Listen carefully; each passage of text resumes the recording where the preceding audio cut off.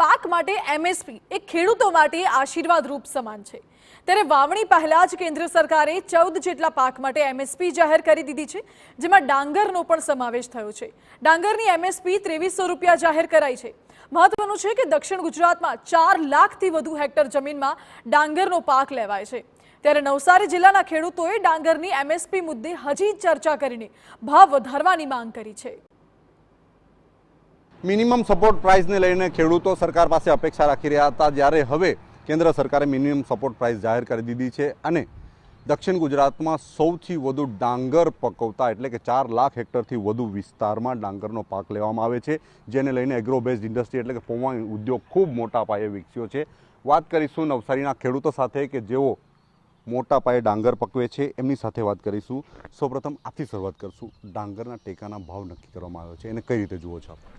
આમ ડાંગરના ટેકાના ભાવ જે નક્કી કરવામાં આવ્યા સરકારશ્રી તરફથી એમાં થોડી ફેરફાર કરવી જોઈએ એવું એક રિક્વેસ્ટ છે સરકારને કે એમએસપી જે છે એમાં હજુ થોડો ફેર વિચારણા કરીને વધારવો જોઈએ ઉત્પાદન ખર્ચના આધારે, એવું અમારા ખેડૂતોનું માનવું છે। બીજી એક વાત કરીએ તો લોકલ માર્કેટમાં શું ભાવો મળતા હોય છે મોટે ભાગે આપણા ત્યાં નવસારી જિલ્લામાં સહિત સમગ્ર દક્ષિણ ગુજરાતમાં?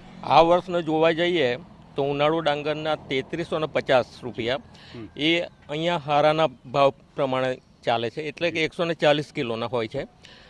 એટલે એમએસપી આજે જો આપણે એને કન્વર્ટ કરીએ તો 3200 રૂપિયા જેવો ભાવ થાય છે, તો હજુ પણ 150 રૂપિયા જેટલા બજાર ભાવ કરતાં એ ભાવ ઓછા છે। વધારવા જોઈએ એવું લાગે છે। બીજી એક વાત કરીએ તો શું સ્થિતિ ખાસ કરીને ડાંગરમાં કેટલો ખર્ચો થાય છે? ઉત્પાદન ખર્ચ ડાંગરમાં ઉત્પાદન ખર્ચ વધી જાય છે।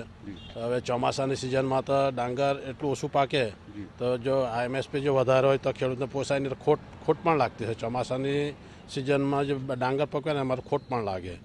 હા, એટલે ખેડૂત દેવામાં જાય તો ભાવ એમએસપીનો ભાવ વધારવો જ જોઈએ।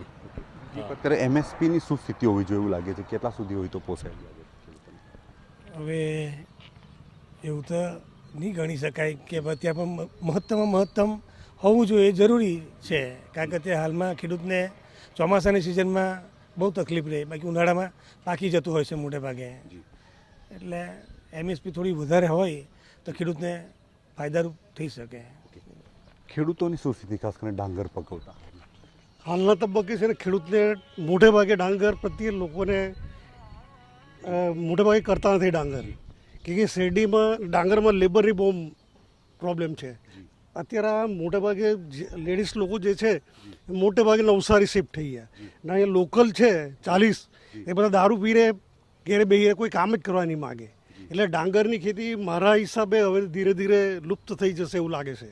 ડાંગરની ખેતી લુપ્ત થઈ જાય એવું લાગે છે, તો તમે કયા પ્રકારની ખેતી કરો છો? ખાસ શું લાગે છે? ડાંગરની ખેતી કરે છે।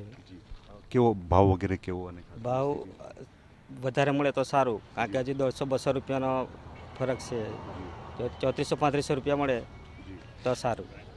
તો ખાસ કરીને કેન્દ્ર સરકારે જે મિનિમમ સપોર્ટ પ્રાઇસ નક્કી કરી છે એમાં ખાસ કરીને જે કંઈક લોકલ માર્કેટમાં એટલે કે મિનિમમ સપોર્ટ પ્રાઇસ કરતાં વધારે ભાવ લોકલ માર્કેટમાં મળે છે અને હજુ વધુ ભાવ આપવામાં આવે, થોડીક ફેર વિચારણા કરવામાં આવે તેવી નવસારીના ખેડૂતો અપેક્ષા રાખી રહ્યા છે।